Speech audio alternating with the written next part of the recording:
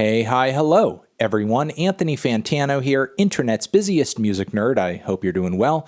And in this video, I hope to talk about the very public implosion of Ariel Pink, who in my opinion is one of the best, most influential songwriters in the underground. I say that because as far as my opinions go, that is a matter of public record. You can check my past reviews of Pink's work and see numerous positive takes on albums that he's dropped. And certainly I have not been the only one over the years who has given his work high praise. He's gotten great coverage from Pitchfork and a myriad of other publications in the music world too. And over the course of his career, he has collaborated with and crossed over with some of the most relevant and important artists in the music industry, whether that be Charlie XCX, Miley Cyrus, Azealia Banks, MGMT, Avalanches, Wise Blood, just to name a few. So again, his talent and his influence was most definitely undeniable, but that also came along with a very spotty public image, as Ariel has a history of making outlandish or insensitive comments in interviews. He's had public breakdowns during live shows, and recently even more disturbing allegations have come out about him that have been getting quite a bit of coverage too. But what essentially got the ball rolling on the destruction of Ariel's career at this point, I mean, I'm no Nostradamus, but his music career doesn't really seem viable past this point as a result of what's transpired over the past few weeks. But this is all connected to the events that happened at the Capitol on January 6th, or at least Ariel Pink says that he wasn't there. He attended a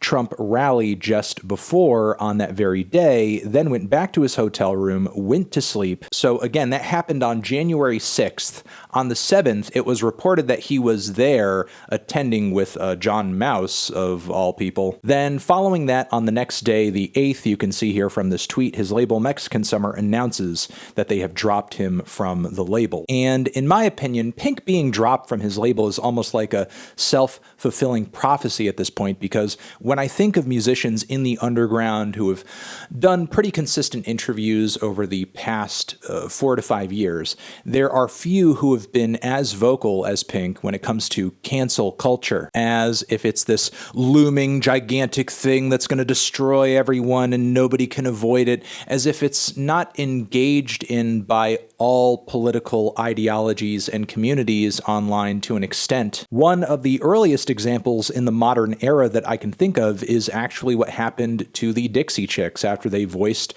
their unhappiness and embarrassment over George W. Bush. And as a result of that, their fans, many of them in the country industry at large, kind of abandoned them. So when I look at Ariel Pink's public comments post getting dropped from his label and portraying himself as the victim and so on and so forth, to me it comes off like naive at best and disingenuous at worst. But regardless, Ariel Pink's obsession and fear over cancel culture seems to have driven him into Trumpism, or at least he says as much in a recent interview he did with none other than Tucker Carlson on the Fox News network. Pink also makes a point to say that his vote for Trump or his support of Trump isn't really due to his love of the man, but his desire to vote against or work against cancel culture, which again, believing in that is delusional. Even 12 more years of Trump in office would not eliminate cancel culture, as again, all communities do it. Another really weird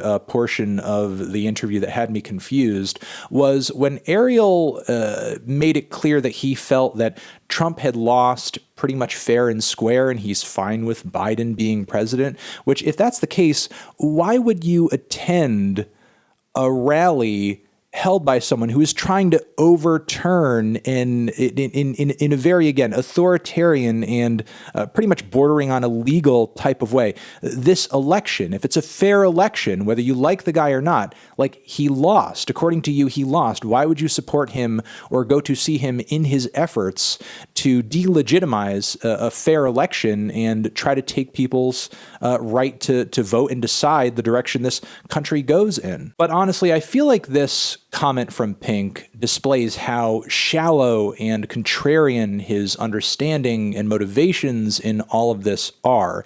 And that's not to excuse his behavior and be like, oh, well, he's not like a real Trump cultist. He doesn't totally believe in the ideas and so on and so forth. I don't know really what Ariel Pink's beliefs and opinions are. And honestly, at the end of the day, if you are supporting fascism, whether it's because you've like embedded the ideology into your head or you just like the uniforms, you're still kind of supporting it. I don't care. Then to further point out the inconsistencies in this conversation, as Tucker Carlson asks Ariel directly about cancel culture, Ariel says that it's not real and it may hurt his feelings, but it's ultimately like not that big of a thing. But like, why are you here in this interview trying to portray it as this big scary thing? That's the purpose of this conversation. That is what a propagandist like Tucker Carlson is going to do here. That is his spin. And then why would you also be so stupidly driven by it to essentially turn yourself into a pawn for a right-wing propaganda machine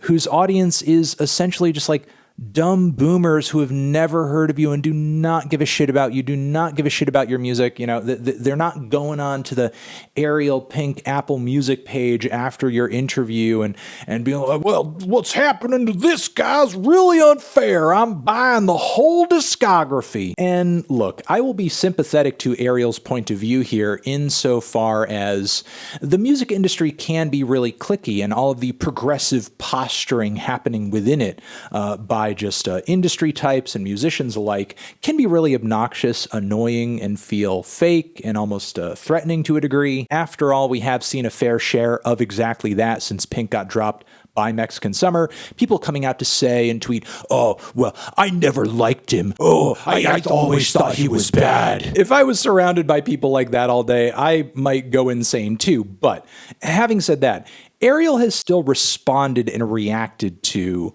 this in the worst way possible, essentially giving the right wing an opportunity to score social points off of his suffering and misery, which, again, he has pretty much brought upon himself here by being a naive fool when it's come to social issues, political issues, and the like. And your lack of understanding here essentially drove you to a place where you have completely sullied your public image.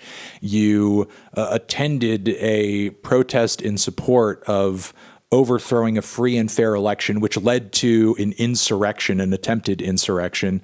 And it's just really insane. It's absolutely insane that someone as talented as Ariel Pink had to go out this way, because this like easily could have been avoided. If somebody in his circle was actually looking out for him and speaking sense to him and not allowing him to walk himself to this moronic edge, then maybe all of this could have been avoided. But I don't know.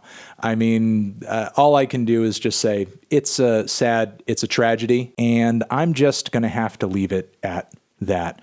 Let me know what you guys think of all of this down in the comments. Over here next to my head is another video that you can check out. Hit that up or the link to subscribe to the channel. Anthony Fantano, Ariel Pink,